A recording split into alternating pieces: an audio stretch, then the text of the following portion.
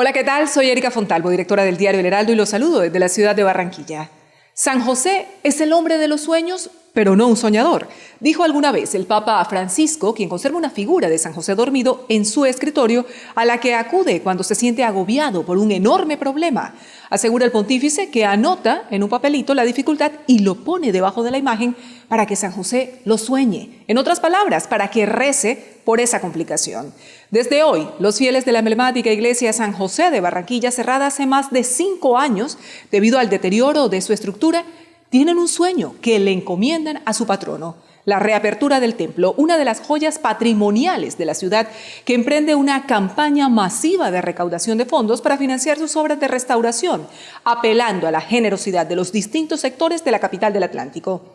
Cuesta creer que esta iglesia, de gran significación religiosa, pero sobre todo de un extraordinario valor arquitectónico y artístico, un edificio de características monumentales, declarado bien de interés cultural del ámbito distrital, se encuentre cerrado desde 2015, cuando pedazos de las losas del techo empezaron a desprenderse, poniendo en riesgo la integridad de los feligreses y de los visitantes, porque este templo es considerado un atractivo turístico del centro de Barranquilla, al que aún acuden personas para preguntar si pueden ingresar para recorrerlo, como le contaron vecinos de ese sector a El Heraldo.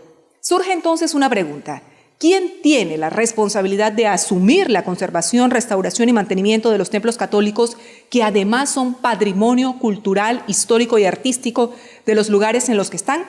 En el caso de Francia, por ejemplo, un país laico, estos centros religiosos son propiedad del Estado, que cede su uso a la Iglesia Católica, pero el gobierno debe responder por sus necesidades y gastos. En España, nación aconfesional, la Iglesia determina el uso de sus templos para conciertos o exposiciones, y en el caso de importantes sitios turísticos o culturales, como la Mezquita Catedral de Córdoba, cobran por el ingreso. Sin embargo, le corresponde a las administraciones públicas financiar los trabajos de restauración y pagar sus servicios de seguridad e iluminación.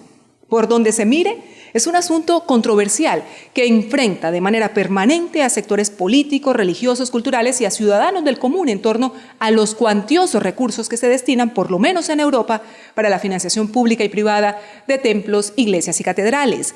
En Colombia, 5.000 templos católicos asumen el pago de sus servicios públicos, impuestos y gastos de salarios, manutención y alimentación de sacerdotes y religiosos, así como de sus empleados, según la Conferencia Episcopal.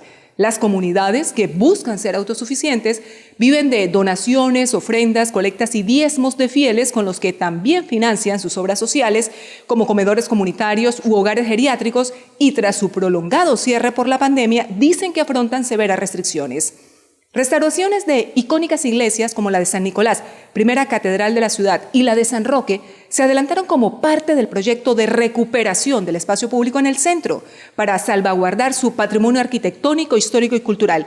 Una suma de esfuerzos del orden nacional y local para revitalizar estos sectores que son parte de la memoria urbana de Barranquilla. La Plaza de San José o de la Independencia también fue intervenida, pero el templo no.